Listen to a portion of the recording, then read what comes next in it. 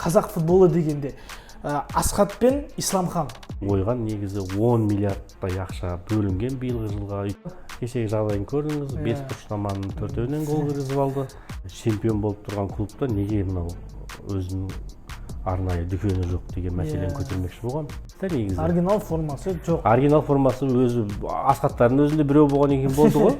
Біз қайдан табамыз дейсіз? Біз қайдан табамыз? Көрейік деп барады да, бір кішкентай мемлекеттен келген команданы көрейікші, өзі бұл қандай бір әлеуеті бар, Ордабасы жеңіп қояды дейтіндей. Ордабасыға бір суарыш жетіспейді ғой негізі. Айтып жатқаным сол ғой, бұлардың бәрі бюджеттің ақшасына сеніп алған. Құрметті спорт сүйер қауым, неге офсайд подкастының продюсерлерінің шешімі бойынша біздің подкастта букмекерлік кеңселер, арақ, шарап, темекі немесе де басқа да денсаулықпен сіздің қаражатыңызға зақым әкелетін жарнама ешқашан болмайды. Егерде сіздер біздің ауқасы спорт қозғалысын қолдағыларыңыз келсе, каналды донатпен қолдауларыңызды сұранамыз. Біздің деректер осы видеоның сипаттамасында жазылады. Ассалаумағалейкум футбол сүйер қауым. Бүгін біз неге офсайд подкастындамыз. Бүгін бізбен тағы Мәке Әбитаев Марат мырза. Қош келдіңіз аға. Қош көрдік. Енді бүгін айтатынымыз өте көп. Аға, сразу сұрақтарға көшейін. Сізде де андай ішіңізде толып тұр. Не дейсіз, кешегі ойынды көрдіңіз Ордабасыны? Дюферданшқа қарсы ойынды ғой. Бір футболы жоқ, отанда ойнады. Бұл енді бүкіл қазақ еліне Ордабасы командасы қазір жаңағы жағымсыз кейіппен есте қалып жатыр. Енді бұл ұятты нәрсе болып жатыр. Кеше Дюферданш клубына қарсы ойында Ордабасы шарасыздық танытты. Көрініп тұр, өзі түсініксіз, өзі бастапқы құрамның өзі түсініксіз жағдайда жасақталған. Мысалы кімді, Исламханды жоғарыға, ортаға шабуылға. Сонда мен де түсінмеймін, оны шабуылға қойып, мен өмір көрмеген ол жерде оны. Енді қараңыз, бізде жаңағы Чехович запаста отырды, қосалық құрамда отырды, Свех отырды, мысалы үшін кешегі Резиналды. Білмеймін, айналып келіп, Ғафуржан Сүйінбаевты қойды, мына жаққа Астановты қойды. Кеше Астанов көп қателесті. Енді Ғафуржан Сүйінбаевтың тәжірибесі бар, ол ойын аяқтайтын ойнады.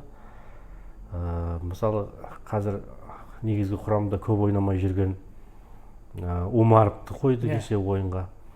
Енді алдыңғы екі ойында қойып жүрген команданы осыған да қою керек еді. Может бір осы жолы мүмкін Америка ашпау керек еді ғой. Иә, осы жолы мүмкін сәттілік жолдас болар ма еді. Мен түсінбедім, неге Яқшыбаев сонша опыт бар, ол Евро чемпиондар лигасында ойнаған, гол соқ, опыт бар деген нәрсе бар. Ал оны кіргізбеген немен вообще түсінбедім. Енді Яқшыбаевты алдыңғы екі ойында да жақсы мүмкіндіктер болды ғой, саламай қалды. Сол факторларды бір бапкер бір тырнақшаның ішіндегі жаңағы өзіне алып қойып, мүмкін қосалық құрамға қалдырған болар. Бірақ енді шегінерге жол бізде мүлдем жоқ. Сол себепті кеше қою керек еді, сол құрамды қайттан жасақтап қою керек еді. Кешегі ойынды байқасаңыз, Ордабасыда биылғы Ордабасының жалпы тактикасын түсіну қиын өзі.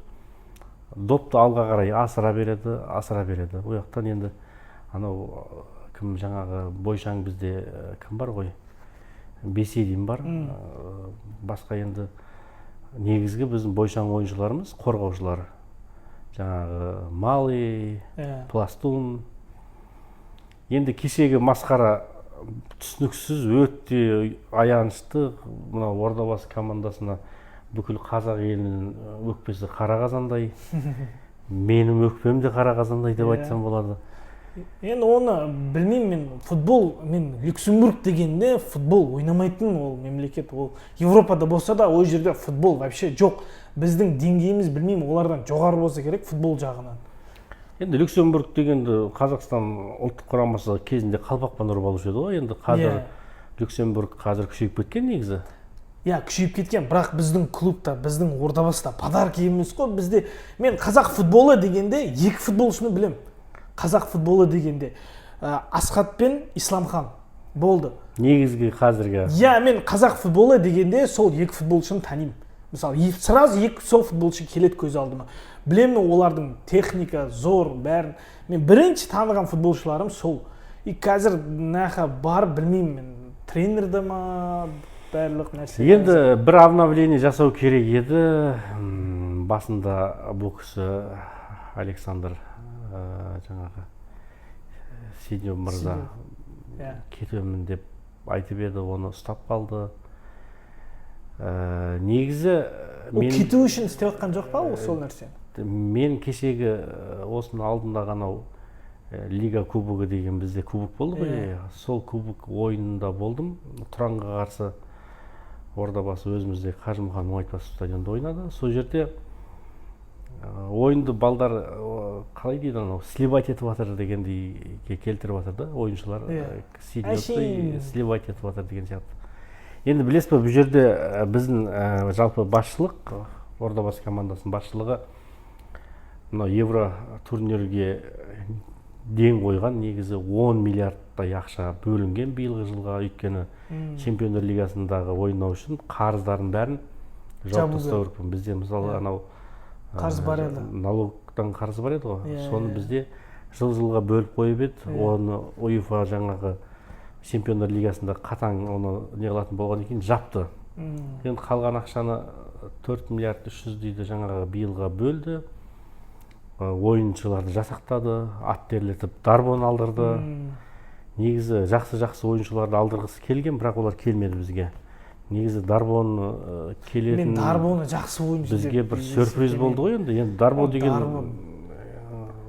жақсы ойыншы емес қой, бірақ сонда да енді ат терлетіп алдырдық қой.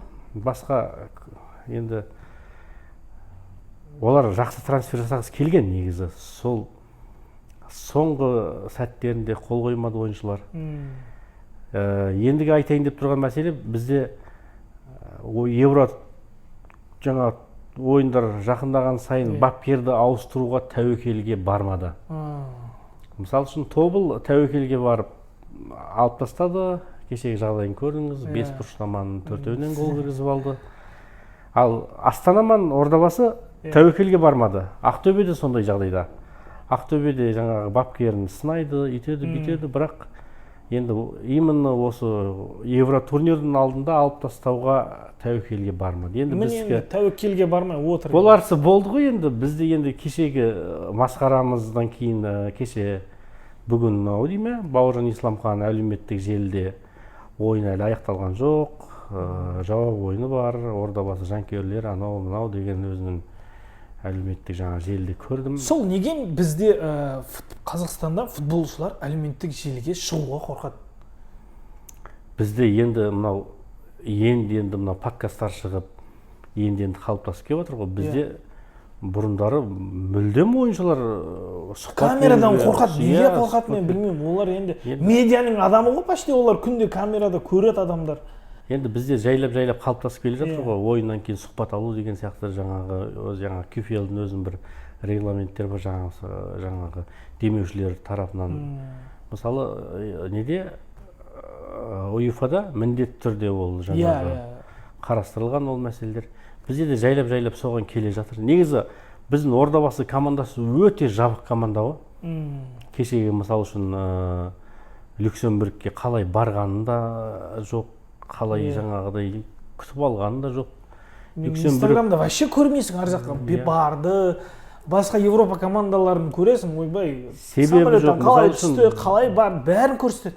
Біз, наверное, андай мобилографын алып бармайды олар ше. Сол мобилографке билет жетпей қала ма? Сондай ғой, мобилографтың жаңағы ақшасын төлемеген дегендей мәселелер болды ғой енді. Бірақ енді былтырғы Ордабасы мен биылғы Ордабасының арасында әжептәуір жаңағыдай өзгешелік бар.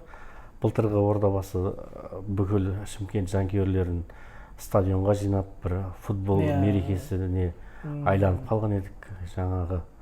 Биылғы енді мынау кешегі Люксембургтың жаңа Дюфердан ойнаған стадионды көрсең, біздегі биікте Намыс деген стадион бар. Туры сондай 3000 адам сияды, төбесі сондай жабылған, мынандай немен. Туры сондай жерде ойнады. Енді ойынды өзің көрген боласың, ойында бізде бір замедленный кадр ғой мен ойын көргенім. түсініксіз, ешқандай бір шарасыздық танытты. Ордабасы командасы есепті теңестіреді дегеннен гөрі Дюверданж екінші голын соғуға жақындау болды. Айналып жата берді ойыншылар, құлай берді. Фол көп болды. Енді білесіздер, бұл лига жаңа конференцияда бұл кезеңдерде вар жоқ. Біздің ойыншылар әбден варға сүйеніп қалған ба, айналып жата берді. Екінші таймда біраз өзгерістер жасады, бірақ ендігі мәселе мына үйде масқара болмасақ болды.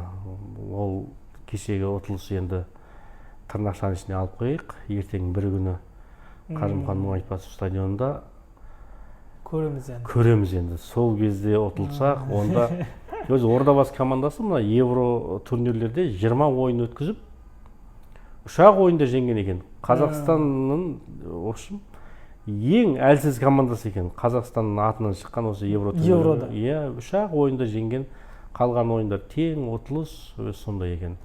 Енді көріп тұр, кешегіден де көрініп тұр. Енді білмеймін, енді бізде ертең Техас фансы келіп, қолдап, жанкүйерлер толдырып стадионда. Білмеймін, жанкүйерлер толады ғой, енді толады деп ойлаймын. Енді өткендегідей билеттер алып сатарлар қалтасында кетпесе болды. Өйткені көрейік деп барады да, бір кішкентай мемлекеттен келген команданы көрейікші, өзі бұл қандай бір әлеуеті бар, Ордабасын жеңіп қояды дейтіндей адамдар баруы мүмкін. Бірақ енді стадион бос қалады деп ойламаймын. Өйткені билеттер енді сатылымға шықса, сол өткендегідей тағы да ойынға 1-2 күн қалғанда сатылып қоюы мүмкін. Ал неге мысалы басқа командаларды қараймын да, бізде Ордабасыда жанкүйерлер мен футболшылардың арасында связь вообще аз. Связь аз емес қой, связь жоқ деп айтсақ та болады ғой. Жоқ па? Жоқ қой, бұл Ордабасы өзі өте жабық команда ғой. Ешқандай мәлімет айтпайды. Олар мысалы қараң да, егер жанкүйерлер үшін ойнамаса футболды, жанкүйерлер үшін ашылмаса, ол кім үшін ойнап жатыр? Кімге керек ол футбол? Бұл футбол негізі халық команда ғой, енді халыққа ашылмаса, халық олармен связь болмаса, ешқандай отношение болмаса клубпен, клубтың официальный несі жоқ, магазин жоқ, футболка алатын, бірдеңе алатын. Ол білмеймін, олар кім үшін шығып ойнап жатыр, халық үшін болмаса бұл нәрселер. Енді клуб ізденбейді. Біріншіден олар ізденбейді, жаңағыдай өзің айтқандай ручкасын сатып, мынау мысалы жейдесі жоқ. Табу қиын. Жейде табу қиын. Мынау Ордабасының оригинал жейдесін табу қиын. Өткенде Астанаман Ордабасы командасы ойнап, анау бір кішкентай бір университеттің стадионында ойнайды ғой Астана. Содан кейін енді Алматыда білесіздер, шымкенттік нелер көп, студенттер барып қолдаған. Кейін ойын аяқталғаннан кейін Асқат кеп. Көрдім оны. Көрдің ба? Ұят нәрсе ғой. Басқа жейдем жоқ дейді да, жейдеңді берші десе өзі біреу ақ қой дейді. Андай, ол футболшыда айып емес, клуб не істеп жатыр, бір футболка. Мен вообще көрмеген, футболкасын шешіп, болельщиктерге лақтырып, маңдары деп. Ондай нәрсе, бір футболка сатып алмаса, ол миллиард ақша не керегі бар оларға? Қайтесіз енді. Мынау жейденің өзін, мынау бізде маусым басталмай тұрып, сол жақта бір жаңағы демеушілер ұйымдастырған бір кубок болған. Сол кубоктың ойындарын көрсең, егер есіңде болса, Елімаймен ойнады, Ақтөбемен ойнады, Тағымен ойнады, Тобылмен ойнады деймін шамамен. Сол кезде Ордабасы командасы біреуінің футболкасын киіп ойнады ғой. Жаңағы біреуі басқа бір фамилия киіп алып ойнады да. Мынау жейде бұл тек қана жаңағы супер кубоктың ойынында Тобылмен қарсы ойнады ғой. Сол кезде ғана дайын болды бұл жейде. Оған дейін Ордабасының жаңағы несін көрсең, жаңағыдай жағдай болған. Білмеймін, сондай бюджет бар, сонша адам кіреді, сонша болельщиктер бар, бір миллионнан артық халық бар бұл қалада. Білмеймін, бір клубта бұндай нәрсесі болмаса, енді түсінсек болады там, солтүстікте халық аз, футболға адам аз барады, сол клубтарда болса түсінсе болады. Ал бізде нандай анжелак болатын стадионда адам көп, білмеймін, бір футболкасын табу қиын болса. Бізде енді былтырдан бері орташа есеппен алсаңыз, ең көп жанкүйерді біздің Шымкент жинайды. Иә. Былтыр да, биыл да сондай. Енді биыл кішкене статистикасын азайтып көрсетуге тырысып жатыр. Негізі биыл да адам жақсы жиналып келе жатыр, бірақ енді стадион тола болмаса да, басқа қалаларға қарағанда көбірек. Мысалы, басқа қалаларда маңызды ойынға ғана көп адам жиналады. Ал бізде маңызды болсын, маңызды болмасын, бүкіл ойындарға жанкүйерлер жиналады. Енді мен айтып жатқаным сол ғой, бұлардың бәрі бюджеттің ақшасына сеніп алған, жаңағы бюджеттен ақша бөлінеді, жаңағы миллиардтаған ақша, соны игереді, өздері ізденбейді. Мысалы, ізденіп болмаса мынау жиде сататын. Қанша ақша ғой бұл сату бұл? Иә, сатылу керек қой енді. Мысалы, көптеген адамдар осыны іздейді. Менің жаңағы әлеуметтік желіме жазады, осындай қай жақтан алса болады деп.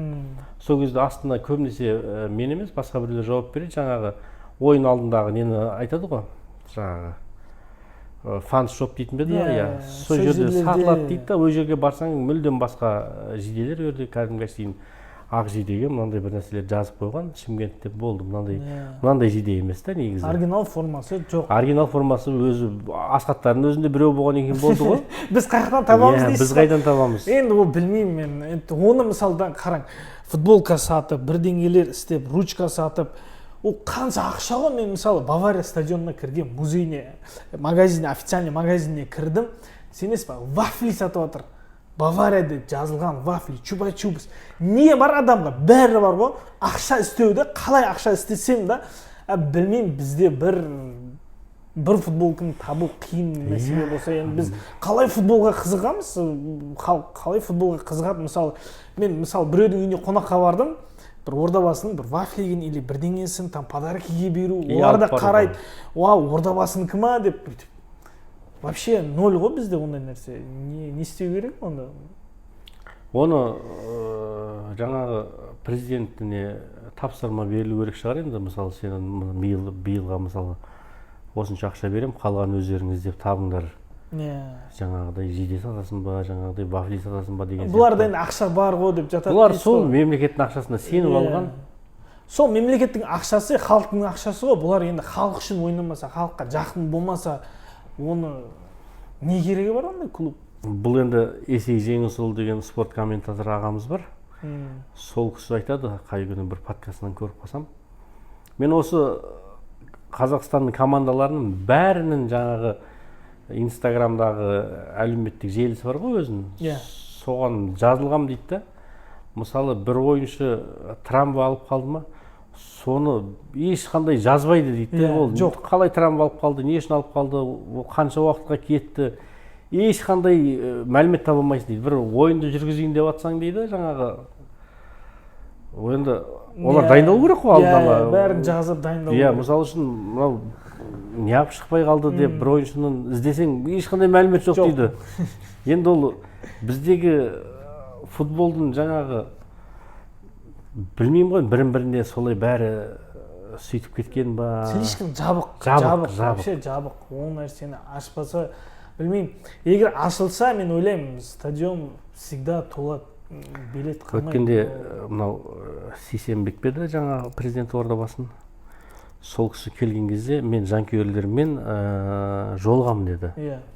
Мен соны күттім, әлеуметтік желіге саламыз, жолығуды. Жаңа анау Техас фанс өкпелеп кетіп қалған екен мәселе ғой. Көрдім оны. Соны бірақ жанкүйерлерге жолықпады деп ойлаймын, өйткені әлеуметтік желісіне салмады. Мен жанкүйерлерге жолыққан болса барып өзімнің немді айтайын деген едім, жаңағы назымды айтайын деп едім. Осы жаңағы ең бірінші көтеретін мәселе мынау чемпион болып тұрған клубта неге мынау өзінің арнайы дүкені жоқ деген мәселені көтермекші болған.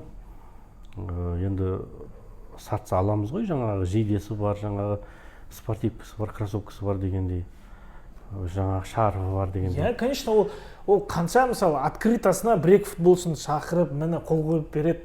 Мысалы, Европаны қарасаңыз, бәрінде сондай ғой. Әр жаңа сезонда жаңа футболкалар сатып атқанда, екі жақсы игрокты алады да, әкеп қояды магазинге. Олар әр футболка сатып алған адамның, мысалы, сіз футболка сатып алдыңыз, оған қолын қойып береді, сіз алып кетесіз, вау, соның қолы бар менде деген сияқты.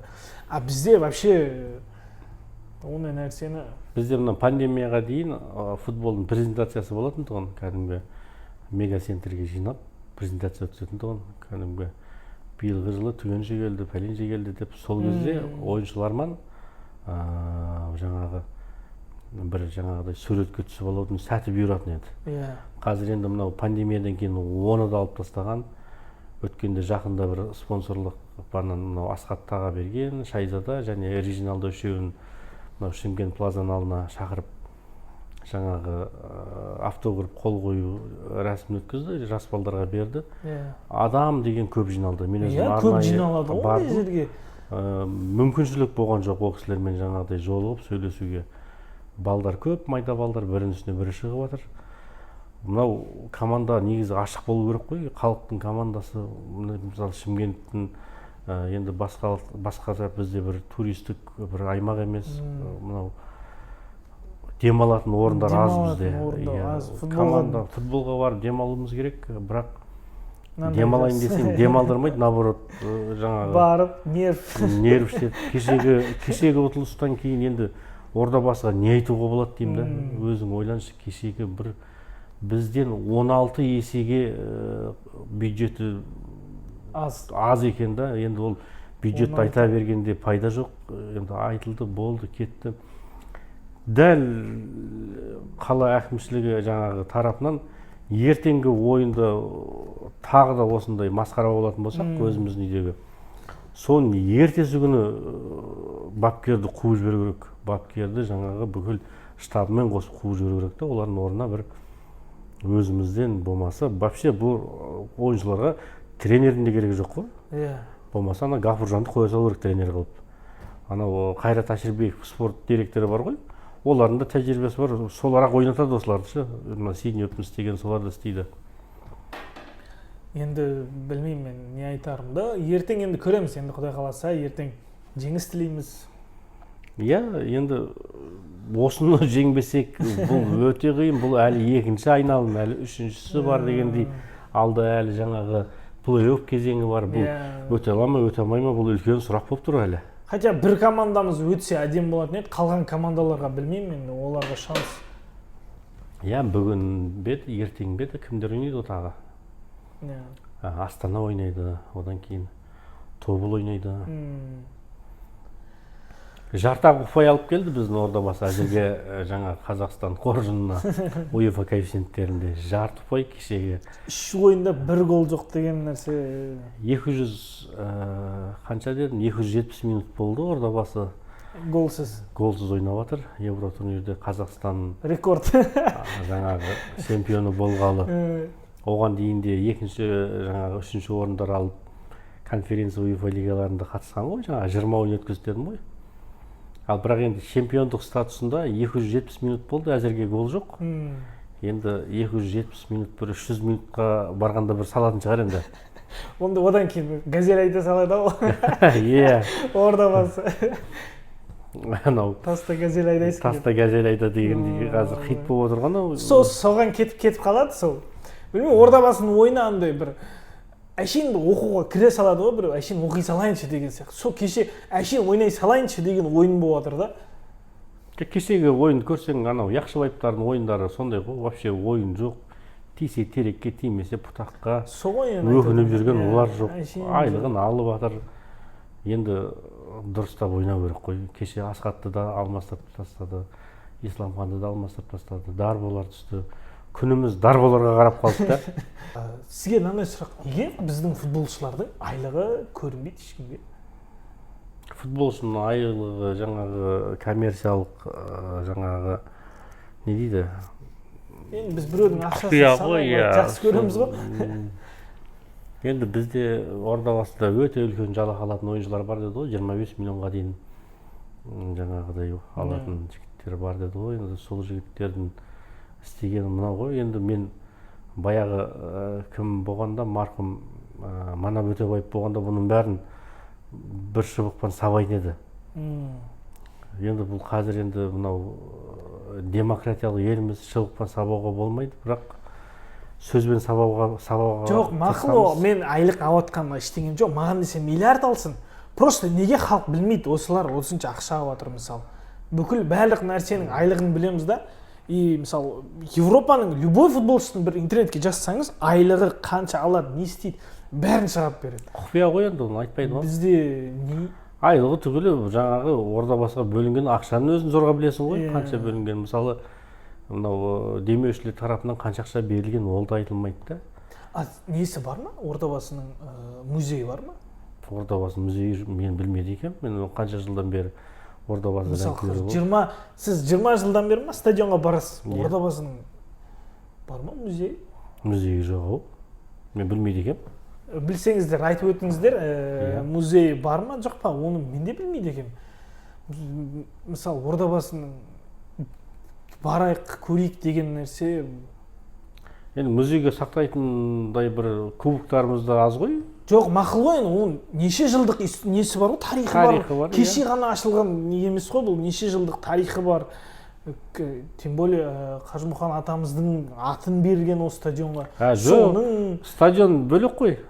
Стадион клубқа қатысы жоқ, ол өз алдына мемлекеттік жаңа еді ГКП ол өз алдына. Стадиондікі Ордабасынікі емес? Жоқ, Ордабасынікі емес. Ол отдельный. Отдельный ол. Мысалы біз билет сатып алғандарымыз стадионға. Ол стадионға түседі, ол Ордабасыға түспейді ол. Ордабасы сонда арендаға ала ма? Ордабасы арендаға алады оны. Екеуі де Шымкенттік бірақ ол өз алдына бөлек ГКП да. Сол менің қақсабатқаным сол ғой, Ордабасы Қажымұқан Мұңайтпасов стадионының жаңағы әкімшілігі, олар билетті жаңағы сатқанға жаңағыдай не қылады, билетті өткізгенге тырысады. Мен анау өткенде айтып өттім ғой, ішіндегі жаңағы орындықтардың шаңы, тозаңы дегендей. Онда екі бөлек болғаннан кейін Ордабасыға да бәрібір де ол билет сатыла ма, сатылмай ма? Ордабасыға мүлдем қатысы жоқ. Солай енді жата береді ғой, оларға ешқандай медиада анау-мынау ештеңе қызық емес, керек те емес қой. Екі дүние болғаннан кейін өздері біледі. Бұларды сатсақ сатамыз, сатпасақ тұра береді деген сияқты жүре береді ғой. Былтырғы Ордабасының медиасы мүлдем басқаша жұмыс жасаған. Зор жұмыс жасаған. Былтыр Ордабасы өте жақсы жұмыс жасады. Мынау әр ойынның алдында ана жерде бір диджейлерді шақырып, бір өлеңдер қойып, бір музыкалар қойып, одан кейін жаңағы былтырғы әкімшілік тарапынан жаңағы Мұрат Айтенов мырзаның тарапынан бұл Ордабасы клубына ден қойылды ғой. Жаңағы Мақсұт Исақов ағамыз да мысалы әр ойында өзінің инстаграмына ойын болатын күнін салып, ойын жаңағы біткеннен кейінгі нәтижені салып, солай жұмыс жасаған. Ал биыл енді мен мысалы үшін мынау Құрманбек қой дейме, бізге спортқа қарайтын әкім орынбасары. Ол кісілерден мен ондай белсенділік көрген жоқпын. Өткенде анау жаңа Техас Фанстың өкпелеп кетіп қалған кезінде сен футболды өлтіріп атсың дегендер панельдер алып шықты ғой. Иә, ол стадионға кірмесе жанкүйерлер, ол фан клуб, тем более кірмесе ол білмеймін, қызық та емес мен үшін. Енді бір сөзбен айтқанда Ордабасы командасының жаны өте қазір аянышты жағдайдамыз. Кешегі мынау Дюферданш клубынан ұтылу бір өте бір ауыр соққы болды. Негізі алдында да әлеуметтік желілерде жазылды. Мынау Ордабасы командасы кімге ұтылып келді ғой? Жаңағы Петрокопқа. Солдан кейін бір нокдаунды алды. Нокдауннан әлі тұра алмай жатыр, өз-өзіне келе алмай жатыр дегенде. Өйткені жаңағы клубтың о жаққа қалай жеткен жөнінде де мәлімет жоқ. Мен вообще әрекет жасаймын, кірем, инстаграмына қай жерге барып жатыр. Просто ойын уақыты бар, осы күн ойнайды, осындай бұл ешқандай мәлімет жоқ. Енді Қазақстан футбол федерациясы тарапынан Ордабасыға барлық жағдай жасалды. Кешегі Тұранның болатын ойын Тұран әкімшілігінің келісімімен ойын кейінге шегерілді.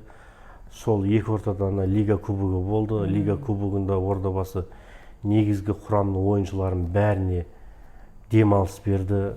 Жаңағы Бауыржан Исламхан, Асхат Тағаберген, Малы, Пластун деген жігіттер мүлдем ойнаған жоқ. Жаңағы Игнатьевич те ойнаған жоқ. Бұл жерде қақпада шайдада тұрды. Ерлановтар ойнады, жарты таймдар ойнады. Одан кейін 15-20 минуттан жаңағы Яқшыбаев, жаңа Бесетиндер ойнады. Негізгі күшті бұлар мынау Дюферданшқа сақтап отырды. Енді бірақ кешегі жағдай өте аянышты. Мен қазақ жаңағы Шымкент футболының бұндай аянышты халін өте ауыр қабылдадым өзіме. Ол мен білмеймін, бір хотя бы түсінсек болатын, бір екі гол да жоқ қой, ол екі удар створ деген нәрсе, білмеймін қалай оны айтуға болады. Енді айтуы мүмкін, мына жерде отырып айта береді, бұлар футбол қалайдан түсінеді деген, ойнамағаннан кейін қақтан біледі. Олардың жұмысы болғаннан кейін сол жұмысы ғой, ол бір хотя бы біз үшін ойнамаса, ол кім үшін ойнап жатыр? Ол Қазақстан халқы үшін ойнап жатыр ғой, ол жанкүйерлер үшін ойнап жатыр. Ол бірінші кезекте ол жерде бұлар нағыз Ордабасы жанкүйерлер үшін ойнап жатыр. Мына Шымкент жаңағы халқы үшін ойнап жатыр, өйткені Шымкент қаласының атынан бәрібір енді Европаға шыққаннан кейін бүкіл Қазақстан қолдайды ғой. Ол жерде қазақ елінің намысы тұр. Сонымен аға, сізге енді сөйлестік, сонша айттық, енді Құдай қаласа енді жауап ойында көреміз. Сәттілік тілейміз Ордабасыға, ұтсын Құдай қаласа. Сізге сұрақ мынандай, қай футболшыны әкелетін едіңіз? Бірақ футболшыны айтасыз. Ордабасыға. Ордабасыға бізге жақсы шабуылшы керек. Или мынандай сізге қайсы ойыншыға ұқсаған, мысалы Европада мысалы танымал, разницасы жоқ, қайсы футбол, осындай футболшы біреу керек бізге деген сияқты? Мен енді өзімнің арманым ғой, орындалмаса арманым. Ордабасыға бір Суарес жетіспейді ғой негізі. Қақпаға қарамай гол соғатын ойыншы ғой Суарес дегенше.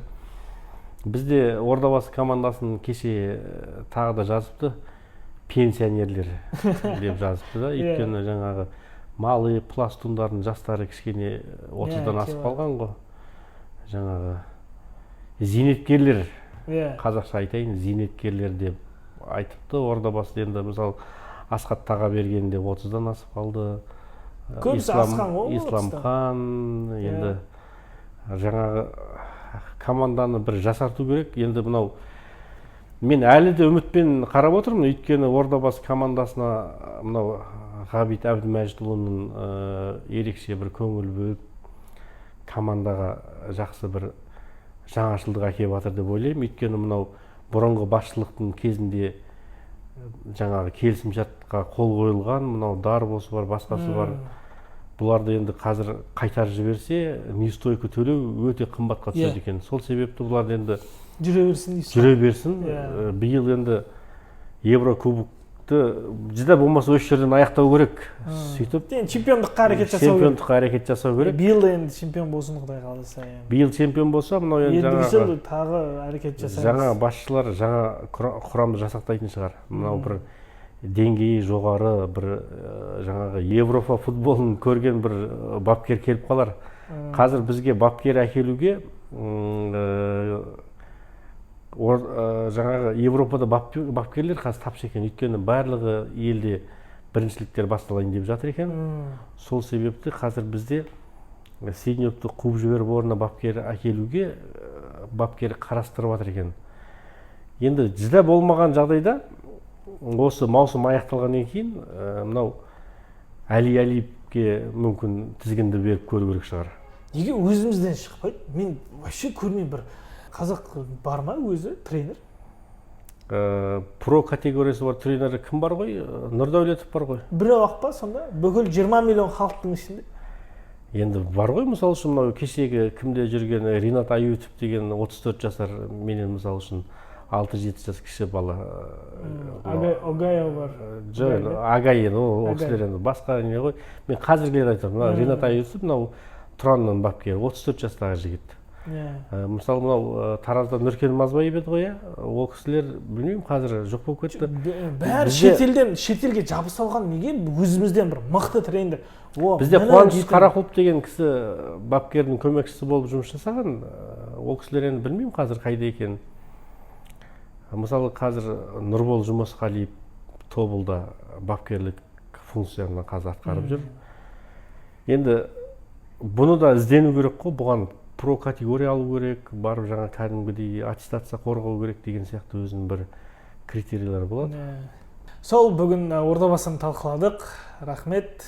Қош, сау болыңыздар. Аллаға келгеніңізге рахмет. Мына камераға қарап жанкүйерлерге ме ордабасыға ма айтарыңыз болса? Енді ордабасыға айтуындай айтып жатырмыз. Бұларға енді пайдасы тиіп жатыр ма? Еститін құлақ болса, әйтеуір бір пайдасы тиер. Енді жаңағы жалпы мынау жанкүйерлерді ертеңгі мынау дюфер данышпан болатын қарымта ойынға келіңіздер дейміз. Стадионда ордабасыға ақырына дейін қолдау білдірейік. Жалпы ордабасы командасын қиын кезеңнен өзіміз құтқарып алып шығайық. Дюфер данышты артта қалдырып, келесі кезеңге өтетініне сенейік. Құдай қаласа. Сол, рахмет аға.